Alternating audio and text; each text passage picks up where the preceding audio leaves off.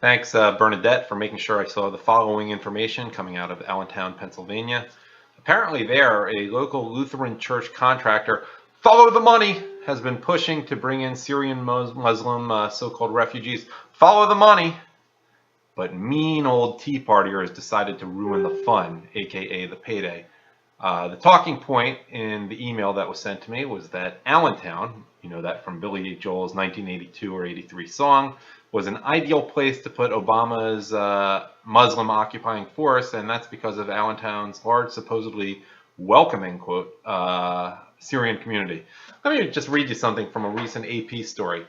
Allentown, Pennsylvania. A few days ago, a pastor asked Syrian-born restaurant owner Marie Jarrah to donate food to a welcoming event for recently arrived Syrian refugees. Jarrah, who said she regularly helps people in need, declined. Like many of Allentown's establishment Syrians, she doesn't think it's a good idea to bring refugees to the city. She clung to that view even before last week's terrorist attacks in Paris. Problems are going to happen, said Jarrah, co-owner of Damascus Restaurant in a heavily Syrian enclave, as debate intensifies nationally over the federal government's plan to accept an additional 10,000 refugees, and we know it's more than that because we're dealing with Obama here, 10,000 refugees from war-ravaged Syria. A similar argument is taking place in Allentown, one with a sectarian twist. Pennsylvania's third largest city is home to one of the nation's largest populations of Syrians. They are mostly Christian, and in no small number support Syrian President Bashar al-Assad. This is a dynamic that's prompting some of them to oppose the resettlement of refugees who are Muslim and say they fled violence perpetrated by the Assad regime, and we know Muslims never ever lie. Aziz Wehbey, an Allentown auto dealer and president of the American Amarian Syrian Charity Society, worries some Syrian refugees might have taken part in fighting in Syria's civil war and have blood on their hands. He says, we need to know who we are welcoming in our society, says Wehbey, and he immigrated to the U.S. a quarter century ago and became a citizen.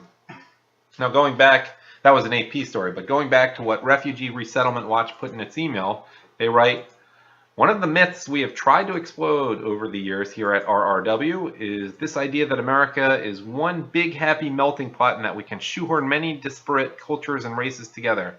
Who have been fighting for hundreds of years where they came from and expect them to live happily ever after in America. Of course, we could say that about Muslims and non-Muslims anywhere. We have reported case after case of clashes, for example, between African Americans and the new African refugees. I'm guessing those African refugees are Muslims, as they are shoved together in inner city neighborhoods. Now we are going to see if Middle Eastern Muslims will live side by side with Middle Eastern Christians. And the email writes, why would tensions be less here than they were in Syria? They won't, and it's this liberal claptrap we must expose. I want to add that, needless to say, Pennsylvania's far-left governor, Tom Wolf, is eager to bring hordes of Syrian Muslims into Pennsylvania. They do, after all, overwhelmingly vote Democrat. And remember, this is a guy who appointed a tranny to be Pennsylvania's physician general. I know some of you have thoughts about all this, so the comments section to this video may well turn out to be the place to be.